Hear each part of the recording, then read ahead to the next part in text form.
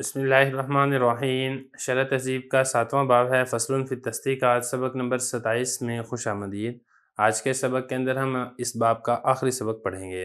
عبارت دیکھ لیں، وَهَذِهِ مُرَكَّبَاتٌ لِأَنَّ اللَّدَوَامَ إِشَارَةٌ إِلَى مُطْلَقَةٍ عَامَّةٍ وَاللَّا ضَرُورَةَ إِلَى مُمْكِنَةٍ عَامَّةٍ مُخَالَفَةِ الْكَيْفِيَّةِ وَمُوَافَقَةِ الْكَمِّيَّةِ لِمَا قُيِّدَ بِهِمَا وَهَذِهِ مُرَكَّبَاتٌ أي هذه القضايا السبع المذكورة وهي المشروطة الخاصة والعرفية الخاصة والوقتية والمنتشرة والوجودیت اللازروریت والوجودیت اللادائمۃ والممکنۃ الخاصۃ مخالفۃ الکیفیۃ ای فی الایجاب والسلب وقد مر بیان ذلك فی بیان معنی لا دوام ولا ضرورت واما الموافقۃ فی الکمیۃ ای الکلیۃ والجزئیۃ فلأن الموضوع فی القضیۃ المرکبۃ امر واحد قد حکم علیہ بحکمین مختلفتین بالایجاب والسلب فإن كان الحكم في الجزء الأول على كل أفراد كان في الجزء الثاني إذن على كلها وإن كان على بعض الأفراد في الأول فكذا في الثاني لما قید بہما ای القضیۃ التی قید بہما ای باللا دوامی واللا ضرورتی یعنی اصل القضیتی۔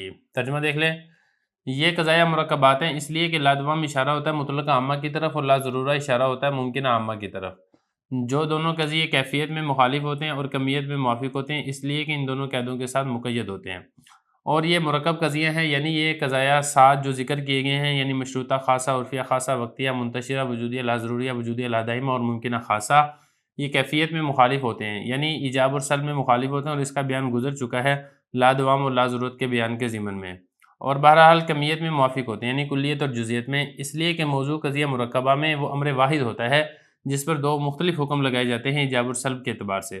اگر حکم پہلے جز میں تمام افراد پر لگے گا تو دوسرے جز میں بھی تمام افراد پر لگے گا، اور اگر پہلے جز میں بعض افراد پر لگے تو دوسرے میں بھی اسی طریقے سے بعض افراد پر حکم لگے گا۔ لما قید بہما یعنی وہ قضیہ جس کو ان دونوں قیدوں کے ساتھ مقید کیا جائے۔ دو قیدیں کون سی؟ لا دوام اور لا ضرورہ، اور قضیہ سے مراد اصل قضیہ۔ عبارت ہو چکی ہے، ترجمہ ہو چکا ہے، اب چلتے ہیں اس کی تشریح کی طرف۔ مرکب قضایا الحمدللہ یہاں تک مکمل ہو چکے ہیں، یہ آخری سبق ہے، اس کے اندر آخری ایک دو باتیں جو پہلے گزر چکی ہیں بہرحال یہاں پہ دوبارہ ذکر کیا گیا ہے، اس لیے میں یہاں پہ آپ کو دوبارہ بتا دیتا ہوں۔ سب سے پہلے ہم چلتے ہیں اس کی طرف شرح تہذیب کی عبارت کی طرف، پھر انشاءاللہ متن کی عبارت حل کریں گے۔ کہہ رہے ہیں کہ یہ مرکب قضایا ہے۔ کون سے مرکب قضایا ہیں؟ یہ 7 مرکب قضایا جو ذکر ہو چکے ہیں۔ 7 مرکب قضایا کون سے ہم نے پڑھے ہیں؟ ان میں سے ہم نے پڑھا مشروطہ خاصہ 1، نمبر 2 عرفیہ خاصہ، نمبر 3 وقتیہ، نمبر 4 منتشرہ، 5واں وجودیہ لا ضروریہ، 6واں ہم نے پڑھا وجودیہ لا دائمہ، اور 7واں ہم نے پڑھا ممکنہ خاصہ۔ ساری تفصیل گزر چکی ہے۔ مشروطہ عامہ کے ساتھ جب آپ نے مطلقہ عامہ لگایا تو مشروطہ خاصہ بن گیا، عرفیہ عامہ کے ساتھ جب آپ نے مطلقہ عامہ لگایا تو عرفیہ خاصہ بن گیا، وقتیہ مطلقہ کے ساتھ جب آپ نے مطلقہ عامہ لگایا تو وقتیہ بن گیا، منتشرہ مطلقہ کے ساتھ جب آپ نے مطلقہ عامہ لگایا تو صرف منتشرہ رہ گیا۔ پھر اسی طریقے سے مطلقہ عامہ کے بارے میں نے آپ کو بتایا تھا کہ مطلقہ عامہ کے ساتھ ممکن عامہ بھی لگتا ہے اور مطلقہ عامہ کے ساتھ مطلقہ عامہ بھی لگتا ہے۔ اگر اس کے ساتھ ممکن عامہ لگے گا تو وجودیہ لا ضروریہ ہو جائے گا، اگر اس کے ساتھ مطلقہ عامہ کے ساتھ مطلقہ عامہ ہی لگے گا تو پھر یہ وجودیہ لا دائمہ ہوگا۔ آخری قضیہ ممکنہ خاصہ جو میں آپ کو بتا چکا ہوں کہ جو دو ممکنہ عامہ سے مل کر بنتا ہے، سارے کے سارے آ چکے ہیں، ان کی مثالیں میں نے آپ کو بتا دی ہے، موجبہ کی مثالیں بھی ذکر کر دی ہیں، سالبہ کی مثالیں بھی ذکر کر دی ہیں۔ باقی اگر آپ کتاب دیکھیں گے نا تو کتاب کے اندر بھی یہ سارا نقشہ بنا ہوا ہے، یہ اس میں لکھا ہوا ہے جدول المرکبات، تو آپ یہاں سے بھی ایک نظر دیکھ سکتے ہیں۔ اس کے بعد آگے چلے مخالفت الکیفیتی، یعنی یہ جتنے بھی قضائے ہوں گے 7 قضیے آپ نے پڑھے ہیں، مشروطہ خاصہ، عرفیہ خاصہ، وقتیہ منتشرہ، وجودیہ لا ضروریہ، وجودیہ لا دائمہ، ممکنہ خاصہ، ان 7 قضائے میں جو مرکب ہوتے ہیں، جو پہلا قضیہ مذکور ہے، دوسرا قضیہ جس کی طرف اشارہ کیا جاتا ہے، اس میں یہ ہے کہ کیفیت میں مخالفت ہوگی، اور وہ کیفیت میں مخالفت ہونے کا مطلب بھی گزر چکا ہے، یعنی ایجاب اور سلب میں اس کا ذکر بھی گزر چکا ہے لا دوام اور لا ضرورت کے ضمن کے اندر۔ میں آپ کو بتا چکا ہوں کہ اگر پہلا قضیہ جو مذکور ہے وہ موجبہ ہے تو جو آپ نے دوسرا قضیہ جس سے آپ نے اشارہ کرنا ہے لا دوام یا لا ضرورت کے ساتھ تو وہ قضیہ سالب آئے گا، اور اگر مذکور قضیہ وہ سالبہ ہے تو لا دوام اور لا ضرورت سے جس قضیہ کی طرف آپ اشارہ کریں گے اس کا موجبہ ہونا ضروری ہے۔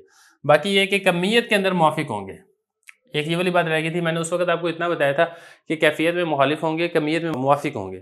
کمیت میں موافق کیوں ہوں گے یہ والی بات نہیں ہوئی تھی، وہ والی بات یہاں پر کر رہے ہیں کہ یعنی کمیت کا مطلب یہ تھا کل اور جز میں، جو مذکور قضیہ اگر کلیہ ہے تو جو قضیہ جس کی طرف آپ لا دوام یا لا ضرورت سے اشارہ کریں گے وہ قضیہ کیا ہوگا؟ وہ بھی کلیہ ہوگا۔ اگر مذکور قضیہ جزیہ ہے تو لا دوام اور لا ضرورت سے جس قضیہ کی طرف اشارہ کریں گے وہ قضیہ بھی جزیہ ہوگا۔